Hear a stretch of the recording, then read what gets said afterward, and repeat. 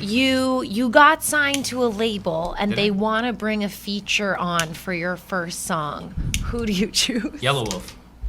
Wow, you didn't even have to think. I love that you have the answer. Okay, that makes sense. That'd be. I'm just like, That'd be dope. bars. I think that'd be sick. Welcome, I'm 11. Yeah. Mm-hmm. I would like that. I'd like to see I that. get Fatsound to produce on it. Signed to a label, and you get to do a feature on your first track. Like bring a feature So on. So it's so- your song, Yeah. and they're gonna feature on it. It's Del Hartley again. It's so nice. He's so good. He's so good. And like, fuck yeah.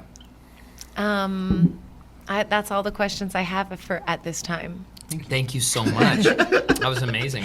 That was fun, though. That was fun. I love those hypotheticals. What are your musical inspirations? I mean, okay, so my entire existence in my 20s can be explained by the Roots. Oh. When I first met Fatsound, I used to call myself, before I met him, I used to say, imagine Eminem if he was in the Roots. That's what I used to say on my Facebook page as my bio. That's what it said. That's so good. Then I met this guy. Yeah. Who's like... It's like Questlove. A remanifestation of Questlove, but like Canadian and like... I was just trying to be Toronto Questlove. We're stoners and shit. Like, it was just the best. The Roots fit big time, too. Yeah, the Roots was a big one. And Scott Storch originally started with the Roots. Mm-hmm. Jay Dilla's huge, obviously. Donuts. Yeah. Detroit, Slum Village. Lettuce, the band. Sick. I don't know them. They're funk. They're really, really good. Okay, I'll check it out. Yeah, it's just like... I like funk. It's like an 8-person, like, horns and just, like, funk. Awesome. Just, like, nasty. Yeah. It's really good, yeah.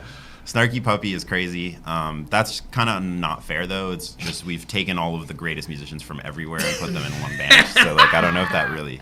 Yeah, Of course we're going to like that. Like, Yeah. Of course we're going to like that. Another legend from Toronto, Casey Roberts. Casey Roberts and the Live Revolution. Yeah. Dude, Was Chino. a huge influence on my 20s. Everyone in Toronto was So like, good. yo, you guys are soaring big. I think it's impossible, to have come through that kind of 2010s phase in the Toronto music scene without having been exposed to those guys in some form. Humble guy. He sold out the Mod Club back when it was a Mod Club. He'd stand right at the front and thank every single person that walked through the door. Yeah. Shout out Casey Roberts. He's so chill, man. Yeah. He lives in Parkdale. I see him all the time. Sweetheart. So, what do you look for in artists? Because I'm thinking, when I talk to younger artists, I almost tell them, like, find yourself a Fatsound. Like, find yourself someone who's also on a perpendicular path with you, and hopefully you resonate. Or, like, someone out here doing their thing that you guys can both contribute to each other, and there's a value between the lines. Parallel path? Is that what I meant? That's what I meant to say. Like going the same direction kind of thing. What do you look for? Like, what is an 11 and a Del Hartley and a Dylan Rocket need to be for someone like Fatsound to find their collaborating with them interesting? Like, what do you look for? I think it's kind of the same everywhere, right? It needs to be easy, it needs to be fun, and then it needs to just work, right? Like, that's kind of it. Those three things. It's so dreamy. It's those three things, and if you can't do, like, if there's one of those three things is missing, it's like it's not. And it needs to just easy, work. fun, Yeah. and the shit has It's just gotta work. It's just gotta work. Everyone knows what you're talking about, though, when you say that. We know the chemistry, the result comes out, the video drops, the song gets completed, like it has to work, or it has to work like it has to flow between you guys in relationship, or both. I think both. I think just like interpersonally it has to work, right? But also, like as a like, you know, we're doing the thing. The we're doing the thing. progress is We gotta successfully do the thing. Yeah. If we don't successfully do the thing, then Yes. we're not. What are we wasting time out here? Like, what are we doing? I feel you. Yeah. How is have you gone through band breakups? Band breakups? Oh yeah. A couple.